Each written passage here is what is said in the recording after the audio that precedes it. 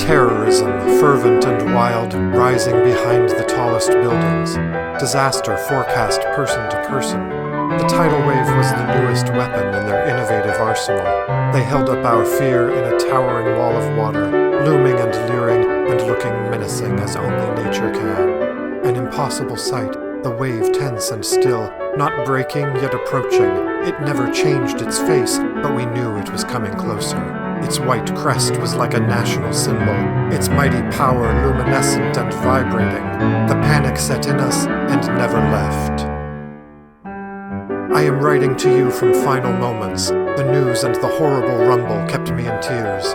I was afraid of the sound and the shaking, more than the hot rush of water into my lungs, more than the buildings snapping and collapsing.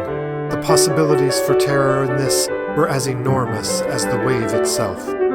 We knew of the bombs they abandoned, the chemical compounds.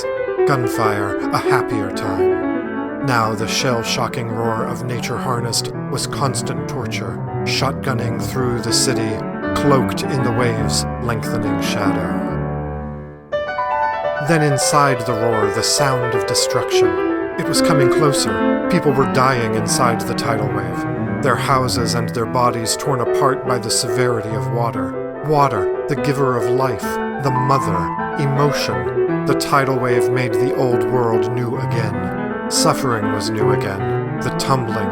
It was not mysterious poison clouds, invisible vapors of radiation. Terror now was its own explanation. The terrorists now had finally, and after so many long years of struggle, beaten us down. Then I remembered my old love of the ocean. My sense of possibility. I was a boy once, running from the water's wet tongue. Triumph was theirs when that love left me. The ocean was now something else. Earth's mantle swelling up through the crust. The planet turned inside out. I knew the water was coming closer. Everything then was suddenly too new. The tidal wave destroyed who I was. All I remembered was sitting once and listening from behind the dunes. The sound of the ocean, turning its newspaper pages forever.